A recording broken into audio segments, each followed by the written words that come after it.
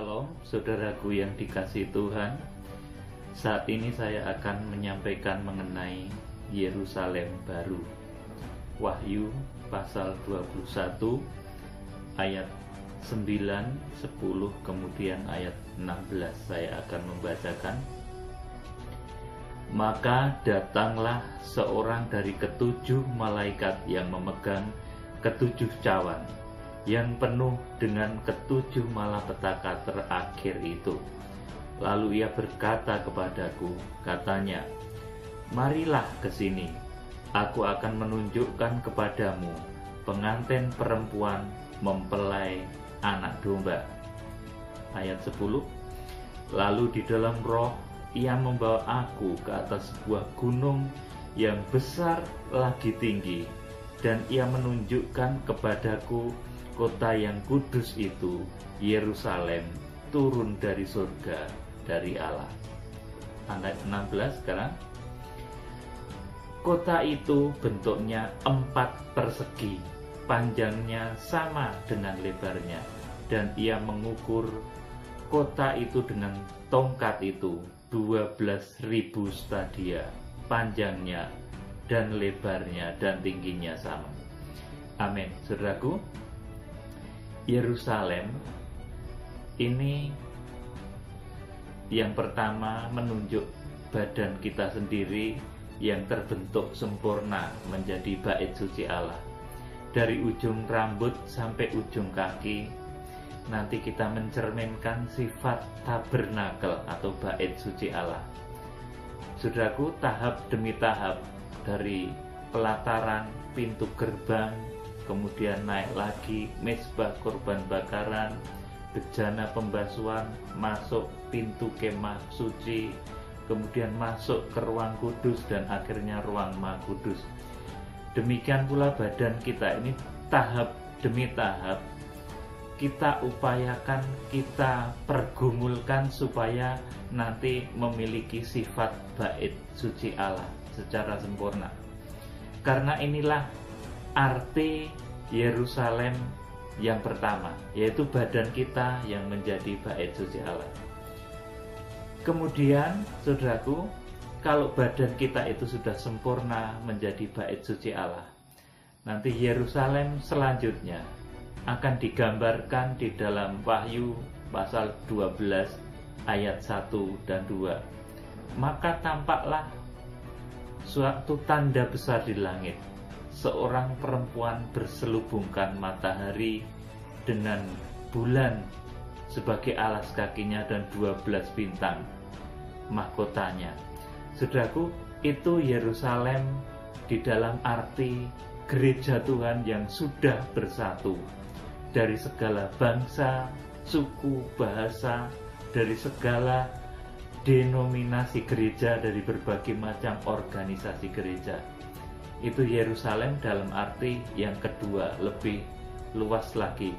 Kemudian Yerusalem yang baru, saudaraku, di sini yang tertulis di dalam Wahyu pasal 21 ayat 9 dan 10 ini, saudaraku. Dan Yerusalem baru ini turun dari surga setelah langit dan bumi lenyap, setelah perang Gog Magog, kemudian pengadilan Aras Putih, saudaraku.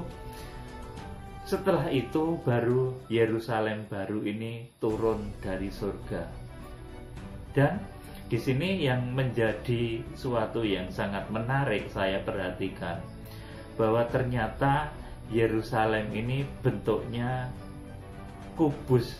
Saudara, kalau saudara membaca di dalam ayat yang ke-16, Wahyu pasal 21 ayat 16, kota itu bentuknya 4 persegi, panjangnya sama dengan lebarnya, dan ia mengukur kota itu dengan tongkat itu 12.000 stadia, panjangnya dan lebarnya dan tingginya sama. Saudaraku, ternyata Yerusalem baru itu bentuknya kotak. Saudaraku, ini yang membuat saya tersenyum, saudaraku, dan ini mengandung rahasia yang dalam sekali, saudaraku. Kenapa Yerusalem baru ini bentuknya kotak? Ini artinya Tuhan menjanjikan segala sesuatu yang baru, masa depan yang serba baru, masa depan yang beda. Kalau sekarang ini segala sesuatu yang bersifat duniawi, segala sesuatu yang bersifat hawa nafsu itu selalu mengambil bentuk bulat atau asas putarnya dunia ini. Saudara perhatikan, bumi bulat, kemudian bulan juga bulat, kemudian matahari bulat, planet-planet juga bulat, saudaraku. Bahkan galaksi itu juga berjalan dengan asas putarnya dunia ini. Kemudian tata surya kita juga berjalan dengan asas putar dari dunia ini, berputar, saudaraku. Demikian pula yang terkecil, kalau itu tadi besar, seperti atom, saudaraku, elektron, saudaraku, itu juga bulat, saudaraku. Atom, inti atom, kemudian elektron itu mengelilingi atom itu. Jadi segala sesuatu yang bersifat duniawi ini selalu mengambil sifat yang bulat, selalu mengambil bentuk dan karakter yang bulat atau melingkar. Saudara perhatikan di dalam badan saudara sendiri, segala sesuatu yang mengambil bentuk bulat itu merupakan sumber hawa nafsu yang paling sangat menarik, hawa nafsu kedagingan kita. Saudaraku, jadi nafsu dunia dan segala macam keinginan dunia itu selalu mengambil bentuk bulat. Motor berjalan, rodanya juga bulat. Mesinnya itu semuanya menggunakan asas putar. Dari rantainya, kemudian mesinnya di dalamnya, itu asas putar semua. Kemudian mobil-mobil, kalau saudara lihat dari ban, roda, kemudian mesin-mesin di dalamnya, saudaraku, semua menggunakan asas putar. Jadi segala sesuatu yang berada di dunia yang fana, simbol kefanaan ini selalu mengambil bentuk asas putar, saudaraku, selalu mengambil bentuk bulat dan asas putar. Saya juga jadi teringat ketika nabi-nabi Baal berlomba membuktikan siapa yang nabi asli dan siapa yang nabi palsu dengan Nabi Elia. Ketika membuktikan hal itu, nabi-nabi Baal yang melawan Elia itu, mereka juga beribadah dengan asas putar, saudaraku. Mereka mengelilingi korban yang dipersembahkan mereka sambil berjingkat-jingkat, kemudian melukai badannya, menoreh-noreh badannya, saudaraku, mengelilingi mezbah yang mereka bikin. Tetapi Elia tidak begitu, saudaraku. Jadi ini sekali lagi, bulat, asas putar itu selalu menandai segala sesuatu yang fana. Matahari, bulan, bintang, dan lain sebagainya, itu bulat.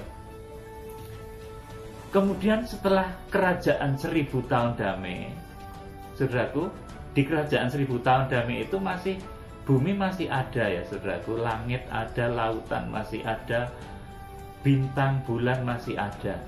Di sana Tuhan Yesus dan orang-orang kudusnya yang dibangkitkan dan mempelai wanita anak domba Allah yang diubahkan menguasai kerajaan 1000 tahun damai itu bumi masih ada. Tetapi setelah perang Gog dan Magog, itu langit bumi lenyap bersama unsur-unsurnya sehingga tidak ditemukan lagi. Dari situlah segala sesuatu yang berbentuk bulat itu diakhiri ketika perang Gog dan Magog. Kemudian selanjutnya yang muncul ini adalah Yerusalem baru yang berbentuk kubus, saudaraku. Makanya ini bentuk kotak ini mewakili, saudaraku, satu lambang dari kekekalan, saudaraku, lambang dari segala sesuatu yang tidak berputar lagi, saudaraku, lambang dari sesuatu yang sangat stabil. Kalau dunia ini seringkali ada istilah, wah, wong urip yo mengikuti asas putar, kadang neng dhuwur, kadang neng ngisor, kadang di atas, kadang di bawah, saudaraku. Itu masih berlaku dalam kehidupan manusia sekarang ini. Kadang seseorang bisa naik karirnya tinggi, kadang berada di bawah, drop dia, saudaraku. Tetapi nanti ketika diubahkan semua menjadi baru, Wahyu pasal 21 ayat 9, 10, kemudian ayat 16 ini, saudaraku, semua baru dan semua penuh kepastian. Semua tidak akan tidak akan fana lagi. Jadi Yerusalem baru yang berbentuk kubus ini mencerminkan masa depan kita, saudaraku. Kalau masa lalu kita itu, saudaraku, masa lalu yang penuh dengan kedagingan itu digambarkan dengan bentuk bulat dan asas putarnya dunia ini, seperti langit bulat, bumi bulat, kemudian semua mengikuti asas putarnya dunia ini, saudaraku. Bahkan kalau saudara melihat ini segala sesuatu yang lampau itu bentuknya bulat, saudaraku. Mobil-mobil zaman dulu itu lampunya bulat-bulat, bunder-bunder semua, saudaraku. Tapi kemudian seiring dengan perkembangan zaman berubah menjadi kotak, saudaraku. Jadi dari situ saja sudah satu perlambang, saudaraku. Jadi bentuk bulat itu mewakili masa lalu dari kehidupan kita, hidup lama kita. Tapi bentuk yang pasti, yang kotak, saudaraku, bentuk kubus itu artinya pasti. Di sini ada ukurannya juga, saudaraku. Ini sesuatu yang pasti. Tuhan menjadikan sesuatu yang pasti ke dalam kehidupan orang-orang percaya, saudaraku. Jadi Yerusalem baru yang berbentuk kotak ini melambangkan masa depan kita yang penuh kepastian. Tidak akan kita pusing lagi mengikuti arus putarnya dunia ini. Kita tidak akan pusing 7 keliling lagi, tetapi kita akan mengalami satu kestabilan, saudaraku yang dikasih Tuhan. Kemudian saya teringat ini suatu ketika ini persembahan di perjanjian baru ini arahnya untuk pengumpulan uang untuk Yerusalem, saudaraku. 2 Korintus 9 ayat 7 dan selanjutnya, saudaraku. Di sana ini pengumpulan uang untuk Yerusalem. Artinya apa, saudaraku? Untuk perjuangan terbentuknya badan kita menjadi bait suci, saudaraku, yang adalah ini Yerusalem yang pertama kita, saudaraku. Kemudian terbentuknya mempelai wanita anak domba Allah, wanita yang berpakaian matahari, bulan, dan bintang, gereja yang bersatu, saudaraku. Wahyu pasal 12 ayat 1 dan 2, saudaraku. Ini perlu topangan, perlu dukungan dari semua pihak, dari orang-orang yang merindukan nanti datang kepada Yerusalem yang baru, saudaraku. Karena ini pun segala sesuatu pelayanan itu membutuhkan pendanaan, saudaraku, membutuhkan topangan, sokongan. Tidak bisa hamba Tuhan berjalan sendiri, saudaraku. Berulang kali ini saya sampaikan, makanya persembahan itu tidak akan berakhir nanti sampai sebelum 3,5 tahun sebelum kedatangan Tuhan Yesus. Jadi ketika nanti masa antikris itu tiba, pada saat itulah segala persembahan kasih, persembahan di mezbah Tuhan itu nanti dihentikan, karena mezbah tusiasterion itu nanti akan diangkat pada Wahyu pasal 11 ayat 1 dan ayat 2. Saudaraku, di sana dikatakan bahwa mezbah itu akan diangkat, saudaraku. Kitab Nabi Daniel juga sudah mengatakan, nubuatkan di sana bahwa pertengahan 7 masa itu korban sembelihan, korban sehari-hari akan diangkat. Artinya segala macam persembahan pada zaman antikris nanti akan dihentikan. Tetapi sekarang selama masih ada waktu, kita memberikan persembahan bagi pekerjaan Tuhan, bagi terbangunnya sidang mempelai wanita anak domba Allah, bagi pembangunan Yerusalem. Baiklah kita ini mengerti persembahan untuk pelayanan pekerjaan Tuhan. Saudara pasti diberkati deh, jangan takut saudaraku. Seperti pada zaman Elia, saudaraku.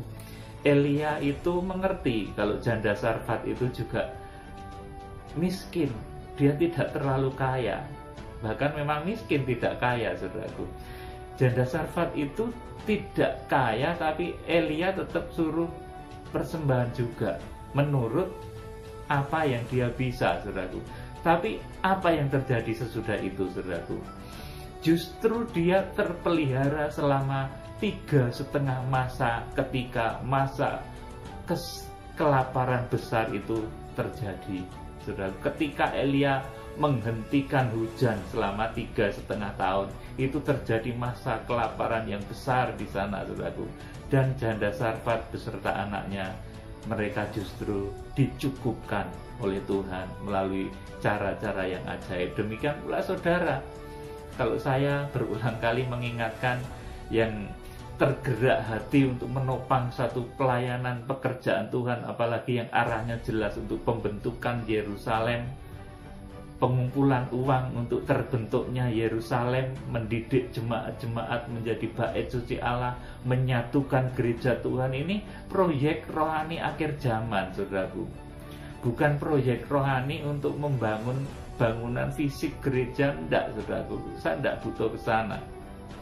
Tapi justru yang kita butuhkan dukungan saudara untuk membantu membangun bangunan bait Allah secara rohani, terbangunnya badan kita menjadi bait suci Allah, terbangunnya gereja-gereja yang bersatu dari segala macam organisasi gereja, nanti disatukan oleh kekuatan Tuhan. Kemudian nanti puncaknya kita akan menuju kepada Yerusalem baru. Inilah arah persembahan dari perjanjian baru. Persembahannya di sini dikatakan, saudaraku, di dalam 2 Korintus 7, 2 Korintus 9 ayat yang ke-7 saya akan membacakan. Coba. Hendaklah masing-masing memberikan menurut kerelaan hatinya, jangan dengan sedih hati atau karena paksaan, sebab Allah mengasihi orang-orang yang memberi dengan sukacita. Saudaraku, ini model market dari persembahan perjanjian baru, yaitu persembahan yang diberikan menurut kerelaan hati. Jangan dengan sedih hati. Kalau mempersembahkan sesuatu kepada Tuhan itu jangan sedih hati, harus dengan rela. Kemudian juga jangan ada unsur paksaan, sebab Allah mengasihi orang yang memberi dengan sukacita. Saudaraku, ini model persembahan di perjanjian baru, dan arahnya nanti jelas, pembangunan dari Yerusalem, saudaraku. Yang pertama, menunjuk kepada badan kita yang menjadi bait suci Allah. Kemudian yang kedua, menyatukan gereja-gereja Tuhan dari seluruh penjuru bumi. Kemudian arah selanjutnya, kita nanti akan bersama-sama memasuki langit baru dan bumi baru, yaitu Yerusalem baru. Ini bangunan rohani semuanya, tetapi untuk itu pun perlu dukungan dari saudara. Oleh karena itu, di dalam 2 Korintus 9 ayat 7 ini, di sini dinubuatkan, saudaraku, tentang pengumpulan uang di Yerusalem, bahwa kalau Alkitab itu mencatat segala sesuatu itu mengandung makna nubuatan. Jadi jangan saklek, ini untuk dulu saja, ini enggak ada untuk sekarang, saudaraku. Kalau Alkitab cuma berarti untuk dulu saja, itu sama dengan buku sejarah, saudaraku, yang tidak berlaku pada masa sekarang. Tapi Alkitab ini beda dengan buku sejarah, saudaraku. Kalau Alkitab mencatat sesuatu, itu ada makna yang terjadi pada saat itu, kemudian ada makna yang merupakan arti nubuatan. Ini bedanya Alkitab dengan buku sejarah. Jadi kalau pakar-pakar teologi kemudian sering menafsirkan, mengartikan satu ayat berdasarkan konteks yang terjadi pada saat itu Itu betul, memang betul. Tetapi di samping itu ada makna nubuatan. Sebab kalau Alkitab itu cuma diartikan sesaat ketika firman itu ditulis, saudaraku, itu sama dengan buku sejarah. Saudara, kita nggak perlu baca kalau cuma seperti itu cuma sejarah. Tetapi karena Alkitab kita ini mengandung makna nubuatan, baik untuk masa itu, masa sekarang, dan masa yang akan datang. Seperti halnya pembangunan Yerusalem, pengumpulan uang untuk Yerusalem ini artinya dulu juga memang betul-betul pengumpulan uang untuk Yerusalem pada saat itu. Tetapi makna nubuatannya sekarang adalah pengumpulan uang, pengumpulan persembahan untuk terbentuknya sidang mempelai wanita anak domba Allah. Ini arah persembahan perjanjian baru. Ini betul-betul beda dengan perjanjian di persembahan di perjanjian lama seperti persepuluhan. Coba saya baca ini, persepuluhan itu perintahnya ada di perjanjian lama, di perjanjian baru nggak ada perintah persepuluhan, saudaraku. Saya bacakan Maleakhi pasal 3 ayat 10. Bawalah seluruh persembahan persepuluhan itu ke dalam rumah perbendaharaan, supaya ada persediaan makanan di rumahku. Dan ujilah aku, firman Tuhan semesta alam, apakah aku tidak membukakan bagimu tingkap-tingkap langit dan mencurahkan berkat kepadamu sampai berkelimpahan? Amin, saudaraku. Jadi ini ayat yang pertama, saudaraku. Maleakhi 3:10 ini ayat yang nikmat, saudaraku. Tapi kalau saudara cermat, saudara perhatikan baik-baik, bawalah seluruh persembahan persepuluhan itu ke dalam rumah perbendaharaan. Tujuannya apa? Supaya ada persediaan makan di rumahku. Jadi persembahan persepuluhan itu erat kaitannya dengan urusan makan saja, saudaraku. Kemudian kalau saudara membaca ayat selanjutnya, bawalah seluruh persembahan persepuluhan itu ke dalam rumah perbendaharaan, supaya ada persediaan makanan di rumahku, dan ujilah aku. Jadi intinya cuma supaya ada persediaan makan, saudaraku. Kemudian firman Tuhan semesta alam, apakah aku tidak akan membukakan bagimu tingkap-tingkap langit dan mencurahkan berkat kepadamu sampai berkelimpahan? Ayat 11, aku akan menghardik bagimu belalang pelahap, supaya jangan dihabisinya hasil tanahmu. Berbicara masalah hasil tanah itu berbicara dari hal makanan tadi, saudaraku. Hasil tanah itu ada padi, ada, kalau orang Jawa ya polowijo, kalau di Israel ya pada saat itu ada anggur dan lain sebagainya, saudaraku. Supaya jangan dihabisinya hasil tanahmu, dan supaya jangan pohon anggur di padang tidak berbuah bagimu, firman Tuhan semesta alam.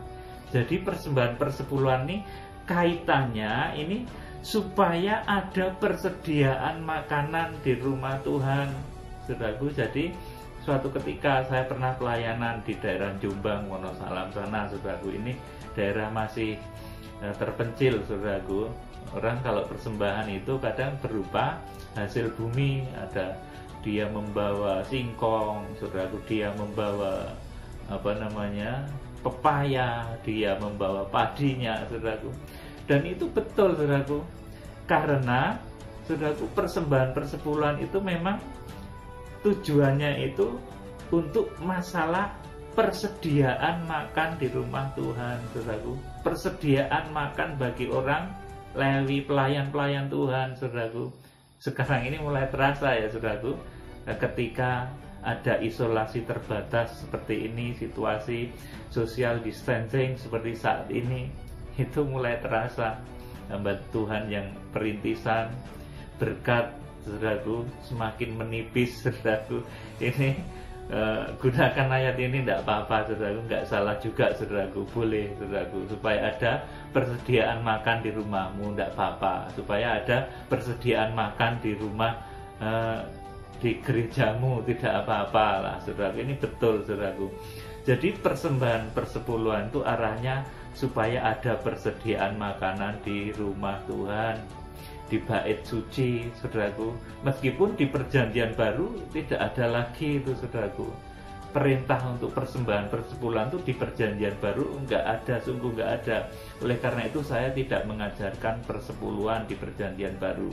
Yang saya ajarkan untuk kegerakan kitab Wahyu, untuk pembentukan sidang mempelai wanita anak domba Allah ini adalah persembahan kasih, saudaraku, sesuai dengan 2 Korintus 9 ayat 7 tadi, yaitu sebuah persembahan yang diberikan dengan sukacita, persembahan yang diberikan dengan tidak karena terpaksa, saudaraku.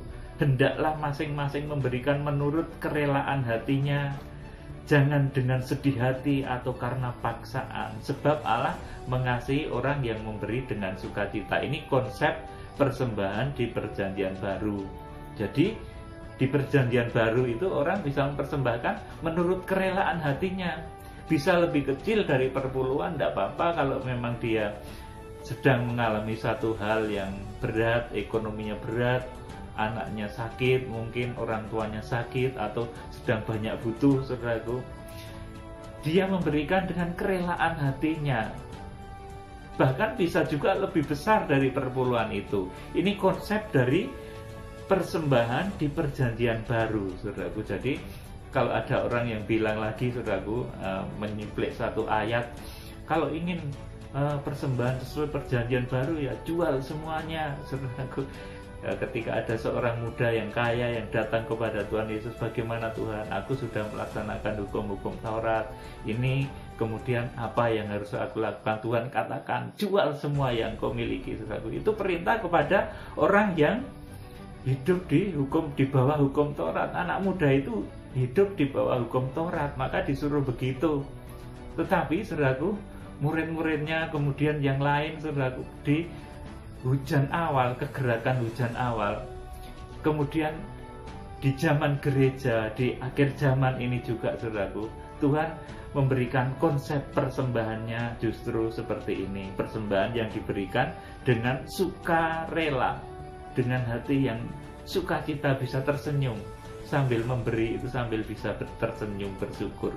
Yang memberi persembahan tersenyum, hamba Tuhan yang menerima persembahan pun tersenyum, saudaraku. Jadi ini persembahan yang dikenan oleh Tuhan. Tuhan pun suka, Tuhan pun tersenyum, saudaraku. Jadi malam hari ini saya menyampaikan bahwa arah dari persembahan di akhir zaman itu terjadinya adalah untuk terbentuknya Yerusalem. Yerusalem yang pertama, badan kita menjadi bait suci Allah. Ini perlu didikan, perlu tempaan juga, saudaraku. Yang kedua, untuk menyatukan gereja-gereja Tuhan menjadi mempelai wanita anak domba Allah. Nanti sosoknya bisa dilihat dalam Wahyu pasal 12 ayat 1 dan 2. Kemudian arah selanjutnya adalah pada ketika nanti Yerusalem baru turun dari surga yang berhias bagai seorang wanita yang berdandan untuk mempelai prianya, saudaraku. Jadi kiranya Tuhan memberkati saudara. Saya sudah menerangkan mengenai kenapa Yerusalem baru itu bentuknya kotak, saudaraku. Itu karena Yerusalem baru itu menunjuk masa depan kita yang serba baru, saudaraku. Orang yang bisa memberikan segala sesuatu yang terbaik, persembahan yang terbaik kepada Tuhan dengan konsep perjanjian baru, Tuhan akan memberikan segala sesuatu yang baru, saudara, kepada saudara. Bukan bekas-bekas lagi, saudara, tapi segala sesuatu yang baru, saudaraku. Jadi masa depan yang pasti itu akan ada di depan kita. Masa lalu kita yang ditandai dengan asas putarnya dunia yang tidak menentu akan kita tinggalkan. Kita akan menuju kepada masa depan yang penuh kepastian. Di dalam nama Tuhan Yesus Kristus, kiranya firman ini tertulis di hati saudara. Salam penuaian, Tuhan Yesus Kristus memberkati. Haleluya. Amin.